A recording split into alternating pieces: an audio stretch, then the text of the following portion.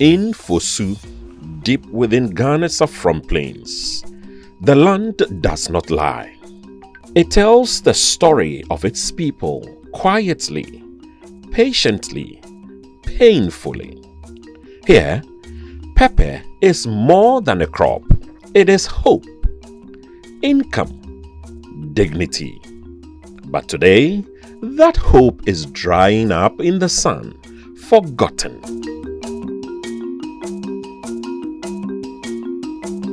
Pepper is very central to every family here in Foso community.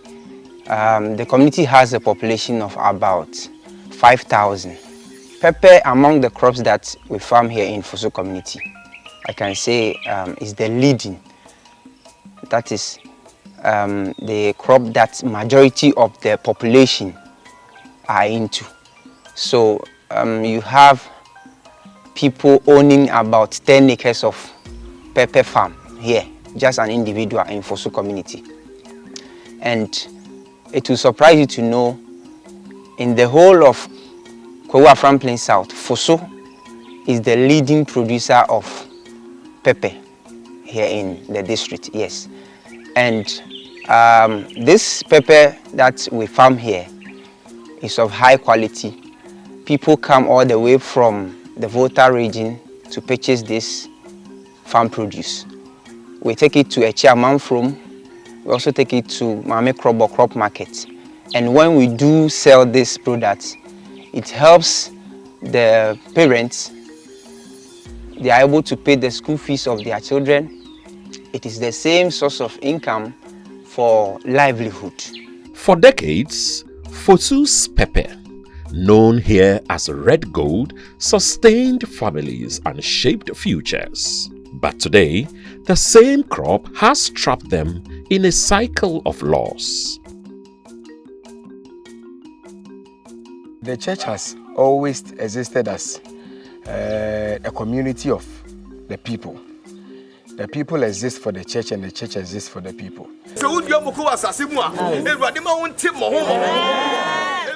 Church of Pentecost in our Vision 2028 seeks to prioritize the needs and the demands of the people that comes into the confines of our church. And in this regard, we seek the welfare of the people. So coming into Foso District as a district minister, I saw the need to reach out to the people, address their needs, and seek to their welfare.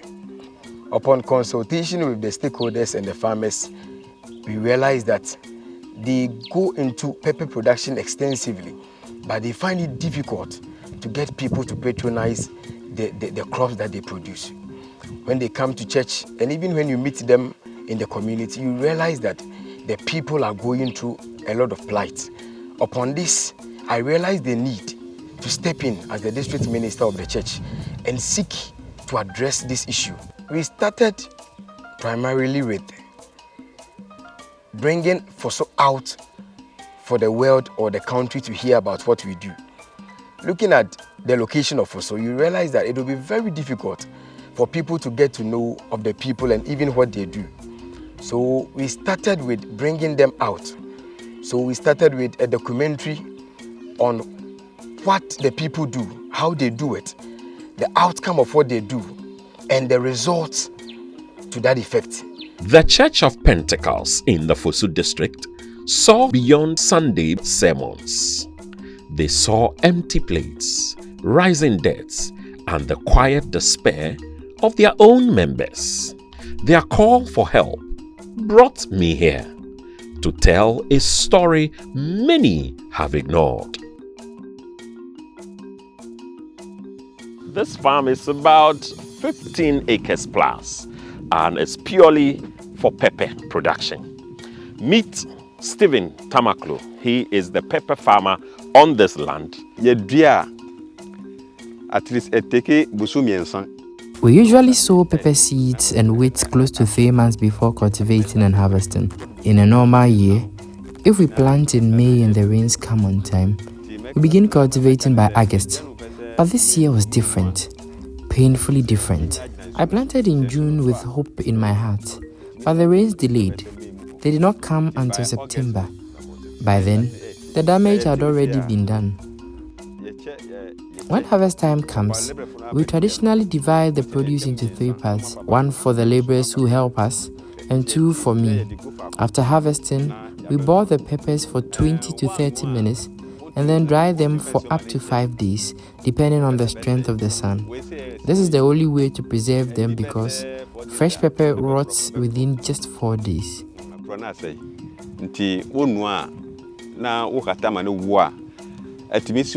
than 1 year.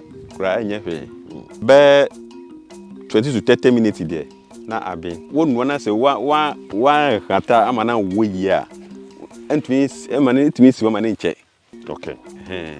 Nti we say so no awiabo year about make I say to 5 days na awokama. Once dried, we package everything and store it in a warehouse, usually waiting for exporters who buy and send them to Togo and other neighboring communities. But this year, the buyers did not come. Last season's stock is still sitting there, unsold.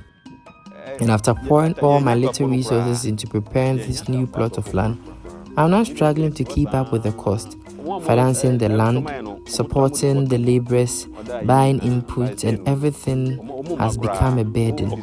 This year has been truly difficult for my family and I. My harvest is low, my sales are slow, and the debts are rising. I'm trying to hold on, but it has not been easy at all.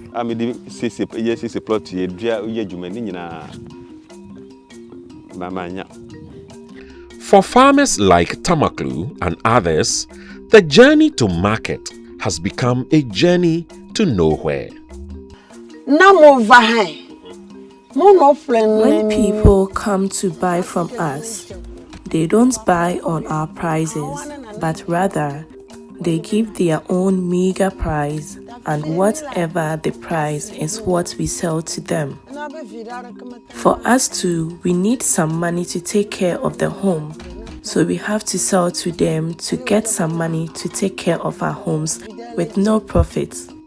When we farm, there must be profits. That is why we are looking for good markets to be able to get some profit on what we sell to expand our works, because we are not seeing any progress for our farming.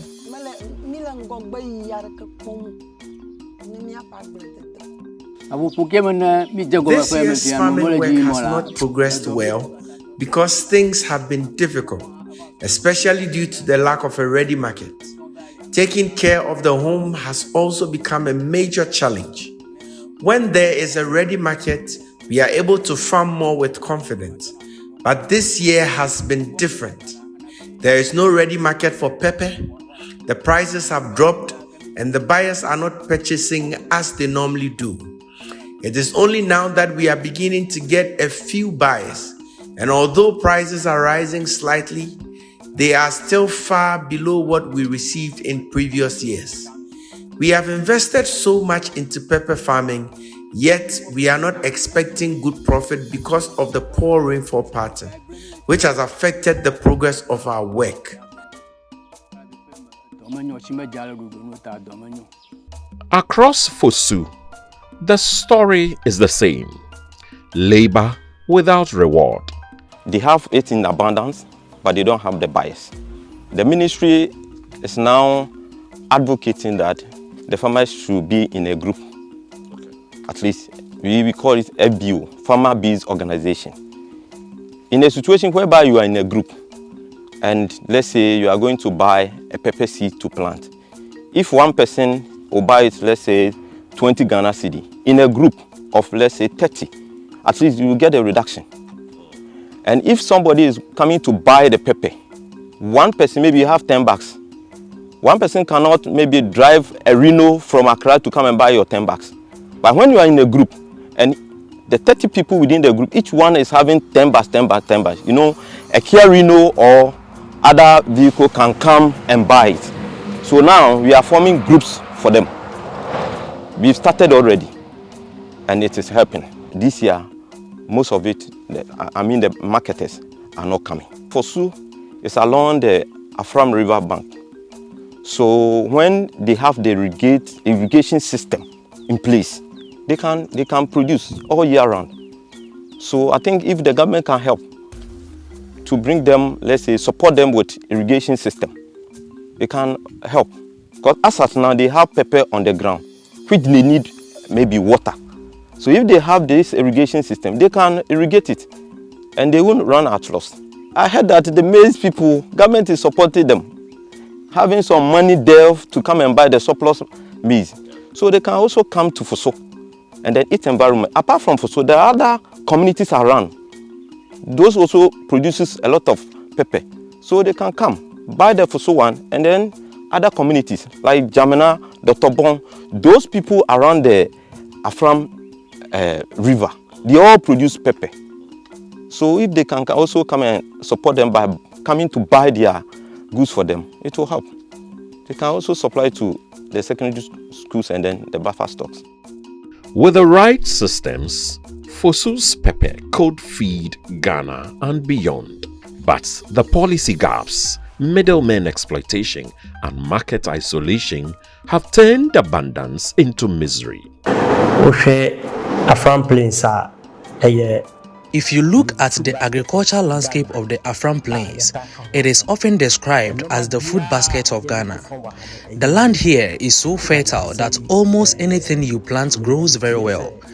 I heard about the abundance of pepper in the district, so I visited Foso myself to ascertain the facts. I was shocked to see large quantities of pepper packed in sacks, desperately waiting for buyers. It was very disturbing. I want to use this medium to let everyone know that communities like Foso and others along the river banks are heavily involved in pepper cultivation. There is so much pepper that we hardly have buyers. We are calling on the President and the Minister of Agriculture to turn their attention to this area because we have an abundance of pepper and even maize. Most of the women in Foso are into pepper farming. Some have 20, 50, 30 or even 100 bags stored, all waiting for buyers. We are appealing to the government to look our way and help by purchasing our produce.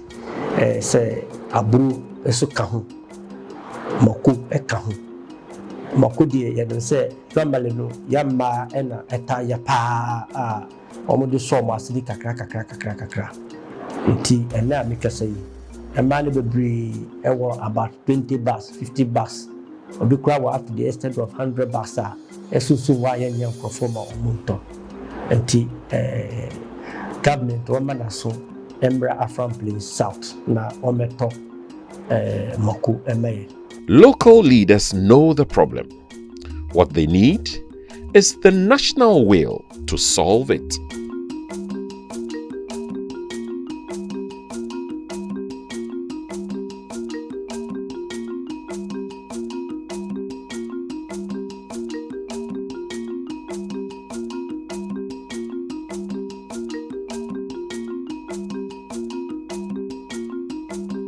In Foso, the soil holds memories of struggle, but also the seeds of resilience. The answers are within reach if the farmers of Foso are supported, if they are seen, heard, and empowered. Their red gold will shine again.